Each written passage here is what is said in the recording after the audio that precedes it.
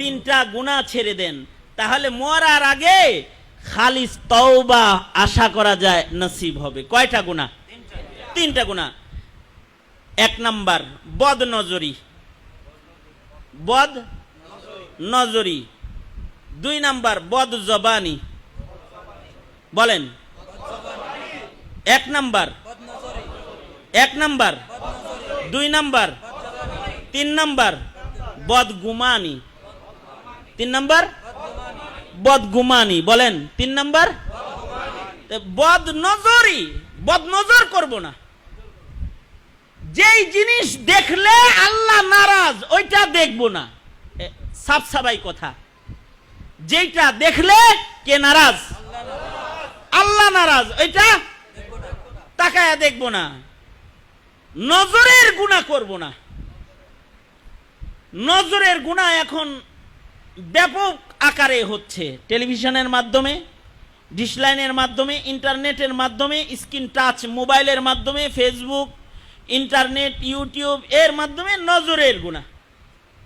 শুনবেন ওয়াজ, কিন্তু আপনাকে এমন অ্যাডভার্টাইজ একটা ওয়াজের মাঝখানে ছেড়ে দিবে যে আপনাকে নজরের গুনাহ করানোর জন্য চক্রান্ত হচ্ছে, করতেছে। তখনও করা যাবে না, নজর পড়ে গেল তো নজরে নজরে ফুজাত, নজর পড়েছে, সাথে সাথে নজরকে সরায়া ফেলতে হবে। ওই জিনিসকে কেটে দিতে হবে যেই জিনিস দেখা আমার চোখে হালাল না। এই বদ নজরিটা করব না, বদ নজর করব না, বদ নজর না। তবে এই নজর দিয়া অনেক ইবাদত করা যায়।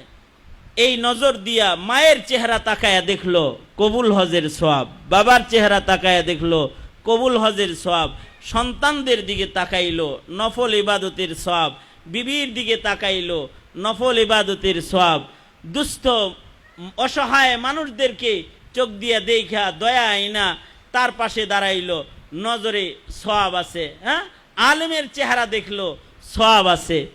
বন্ধুর মুলাকাত করলো, সওয়াব আছে। চোখের গুনাহ ছেড়ে দিন, চোখের গুনাহ ছেড়ে দিন। চোখ দিয়ে গুনাহ করব না। দুই নাম্বার, জবান দিয়ে গুনাহ করব না, অর্থাৎ জবানে মিথ্যা কথা বলবো না, গীবত করব না, চগলখুরি করব না, কাউকে গালিগালাজ করব না। ইনশাআল্লাহ বলেন, আওয়াজ করে বলেন ইনশাআল্লাহ। বাজে কথা জবানে উচ্চারণ করব না, উল্টাপাল্টা কথা মুখ দিয়া বলবো না। কথা বলবো তো হিসাব করে করে কথা বলবো, হিসাব করে করে কথা বলবো। আমাদের অনেক বুজুর্গরা এমন ছিলেন যারা গুইনা গুইনা কথা কইতেন, মানে কথা এত কম বলতেন মনে হয় যেন গুইনা গুইনা বলে। এত অল্প অল্প কথা বলতেন, কথা বলতেন কম, জিকির করতেন তারা বেশি। সুবহানাল্লাহ। আল্লাহ তাআলা জিকির বেশি করতে বলছেন, কিন্তু কথা কম। আল্লাযীনা হুম আনিল লাগবি মুরিদুন। অযথা কথা মুখে উচ্চারণ করা যাবে না, অযথা কথা মুখে বলা যাবে না। তবে মুখ দিয়া কিছু ইবাদত, মুখের কিছু ইবাদত, মুখ দিয়া বেশি বেশি জিকির করলে ইবাদত। আল্লাহ তাআলার নাম জবানে বেশি বেশি উচ্চারণ করা, বেশি বেশি জিকির যারা করবে তাদেরকে আল্লাহ তাআলা যে সকল নিয়ামত দান করবে তার ভেতরে একটা বড় নিয়ামত হলো জিকির করলে তো দিল সাফ হবেই। সাকালাতুল কুলুবি যিকরুল্লাহ, এটা তো আসি। বড় ফায়দা, বড় উপকার হলো যিকরুল্লাহ যারা আদি হয়ে যাবে, যারা বেশি বেশি আল্লাহ পাকের নামের জিকির জবানে আনবে, তাদেরকে আল্লাহ তাআলা মৃত্যুর দিনে ঈমানের মরণ দান করবে। মৌতের দিনে তাদের জবানে কালিমা জারি থাকবে। সুবহানাল্লাহ। হাকিমুল উম্মত আশরাফ আলী থানভী রহমাতুল্লাহি আলাইহি কাসরাতে যিকরুল্লাহ এর যে সকল ফায়দা লিখেছেন তার ভিতরে একটা ফায়দা হলো আজরাইল যখন রূহ ধরে টান দিবে তো সব অচল হইলেও জিহ্বা সচল থাকবে।